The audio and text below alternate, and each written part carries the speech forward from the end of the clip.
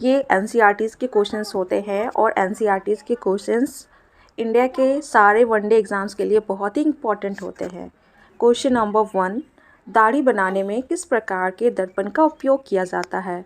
दाढ़ी बनाने में जो दर्पण उपयोग किए जाते हैं, जो मिरर यूज़ किए जाते हैं, वो अवतल mirror that is concave lens का इस्तेमाल किया जाता है, क्योंकि ये इमेज को बड़ा कर दिखाते हैं। क्वेश्चन नंबर 2, गोलीय दर्पण में फोकस दूरी एवं वक्रता त्रिज्या के बीच संबंध क्या है? इस मिरर में क्या होते हैं? हमेशा F=R/2 होते हैं। Focus = radius of curvature by 2 का आंसर बी।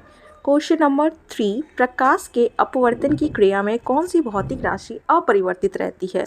अपवर्तन मीन्स रिफ्रैक्शन। जब प्रकाश एक मीडियम से दूसरे मीडियम में जाते हैं तो ये बेंड कर जाते हैं, इस क्रिया को अपवर्तन कहते हैं और इसमें आवृत्ति चेंज नहीं होती, फ्रीक्वेंसी चेंज नहीं होती।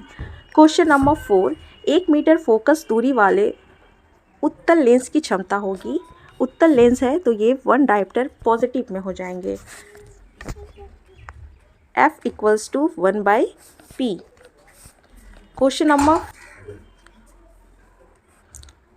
नंबर 5, 4D क्षमता वाले अवतल लेंस की फोकस दूरी क्या होगी?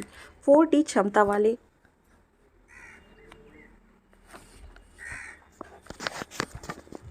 P=1/F 1/4 जो आएंगे 0.25 मीटर। जब हम इसे सेंटीमीटर में चेंज करेंगे तो आंसर आएगा 25 सेंटीमीटर। क्वेश्चन नंबर 6, वाहन के अग्रदीपों में किस दर्पण का उपयोग किया जाता है? वाहन के अग्रदीपों में अवतल दर्पण का प्रयोग किया जाता है।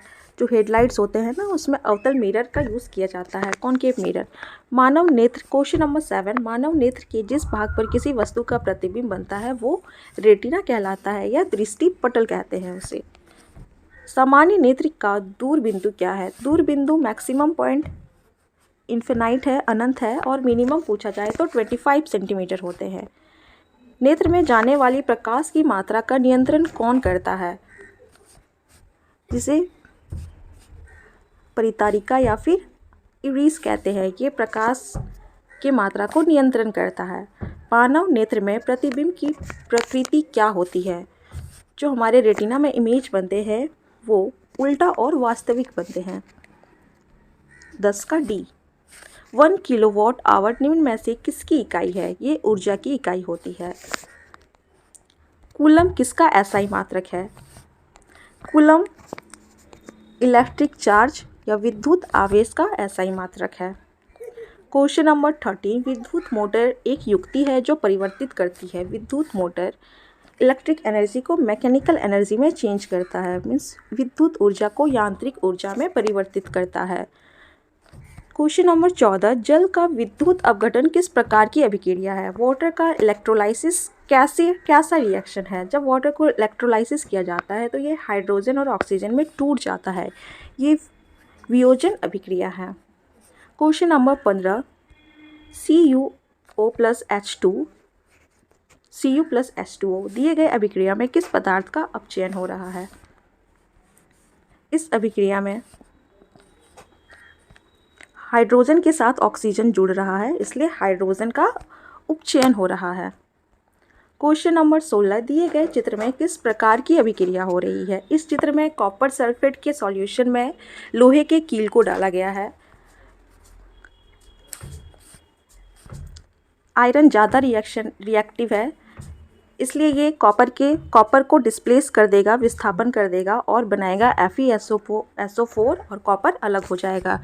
ये डिस्प्लेसमेंट रिएक्शन है, विस्थापन अभिक्रिया। निम्नलिखित में कौन प्राकृतिक सूचकांक का उदाहरण है? लाइकेन से बनता है लिटमस पेपर, जो कि प्राकृतिक सूचकांक के उदाहरण है। किस विलयन का pH मान 10 है? किसी मिलियन का pH मान 10 है, वह निम्नलिखित में से क्या होगा? pH स्केल में 1 to 14 होते हैं। 7 न्यूट्रल होता है और फिर 7 से 14, 7 के बाद से 14 ये कैसे होते हैं? बेसिक नेचर के होते हैं, क्षारीय होते हैं, इसलिए ये क्या हो जाएगा? क्षारीय। 18 का D। दिया गया चित्र क्या सूचित करता है? दिया गया चित्र सांद्र अम्ल तथा क्षार वाले बर्तन का चेतावनी चिन्ह है।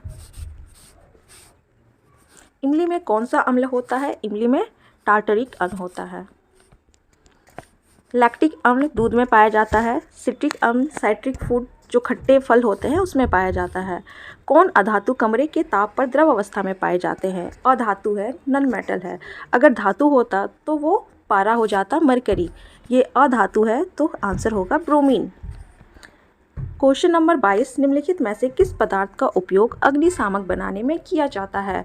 अग्निशामक बनाने में उपयोग सोडियम हाइड्रोजन कार्बोनेट का किया जाता है, जो H2SO4 के साथ रिएक्शन कर कार्बन डाइऑक्साइड गैस देते हैं, जिससे आग बुझ जाता है। क्वेश्चन नंबर 23, आधुनिक आवर्त सारणी किस आधार पर बना है? जो मॉडर्न पीरियोडिक टेबल है वो परमाणु संख्या एटॉमिक नंबर के आधार पर है। ए 23 का ए 24 नंबर। निम्नलिखित में से कौन धातु सबसे अधिक अभिक्रियाशील है? सबसे ज़्यादा रिएक्टिव पोटाशियम होते हैं। पोटासियम, सोडियम, ये सारे क्या होते हैं? आपने रिएक्टिविटी सीरीज पढ़ा होगा। पोटासियम सबसे ज़्यादा रिएक्टिव होते हैं। पृथ्वी की भू प्रकृति में प्राकृतिक रूप से पाए जाने वाले तत्व या यौगिक को क्या कहते हैं? इसे खनिज कहते हैं, मिनरल्स कहते हैं। प्रोपेनॉल में कौन अभिक्रियाशील समूह मौजूद है? कौन से फंक्शनल ग्रुप है? प्रोपेनॉल में अल्कोहल है। 26 का उत्तर ए। 27 नंबर, प्रकाश संश्लेषण में निम्नलिखित में क्या नहीं होता है? प्रकाश संश्लेषण फोटोसिंथेसिस में क्या नहीं होता है? जल का टूटना, ऑक्सीजन का मुक्त होना, कार्बन डाइऑक्साइड का मुक्त होना, कार्बन डाइऑक्साइड का उपयोग होना। इसका सही आंसर होगा कार्बन डाइऑक्साइड का मुक्त होना। फोटोसिंथेसिस में कार्बन डाइऑक्साइड मुक्त नहीं होते हैं, इसका उपयोग किया जाता है। जल, कार्बन डाइऑक्साइड और सन के प्रकाश में पेड़ पौधे अपने भोजन को बनाते हैं। फ्लोएम से खाद्य पदार्थों का परिवहन पौधे में किस दिशा में होता है? फ्लोएम से जो खाद्य पदार्थ होते हैं वो पौधे के सारे ही भाग में पहुंचते हैं, इसलिए इसका उत्तर ऊपर और नीचे दोनों की ओर होंगे।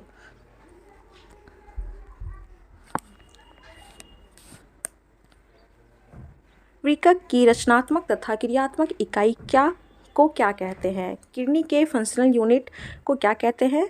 नेफ्रॉन कहते हैं या फिर वृक्कंक कहते हैं। क्वेश्चन नंबर 30, फल को पकाने के लिए कौन सा हार्मोन उत्तरदायी है? फल को पकाने के लिए एथिलीन उत्तरदायी है। एस्ट्रोजन स्रावित होता है। एस्ट्रोजन अंडाशय द्वारा स्रावित होता है। ये एक फीमेल हार्मोन है। नर युग्मक और मादा युग्मक के संलयन को क्या कहते हैं? मेल और फीमेल गैमिट के फ्यूजन को निषेचन कहते हैं, फर्टिलाइजेशन कहते हैं। दिए गए चित्र में कौन सा जनन हो रहा है? दिए गए चित्र में मुकुलन हो रहा है। पक्षी और चमगादड़ के पंख हैं। पक्षी और चमगादड़ के असंजात अंग हैं।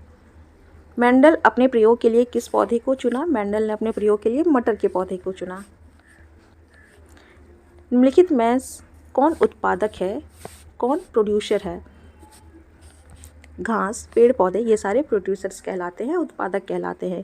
किसी आहार श्रृंखला में शाकाहारी का निर्माण होता है। फूड चेन में शाकाहारी क्या होते हैं? ये प्राइमरी कंज्यूमर होते हैं, प्रथम पोषी स्तर का। ओजोन परत के अपक्षय के लिए जिम्मेदार हैं क्लोरोफ्लोरोकार्बन्स, CFCs। निम्नलिखित में से कौन जैव मात्रा ऊर्जा स्रोत का उदाहरण नहीं है? जैव मात्रा ऊर्जा के उदाहरण नाभिकीय ऊर्जा नहीं है। पवन ऊर्जा उत्पादन के लिए पवन की चाल न्यूनतम कितनी होनी चाहिए? 15 किलोमीटर पर आवर।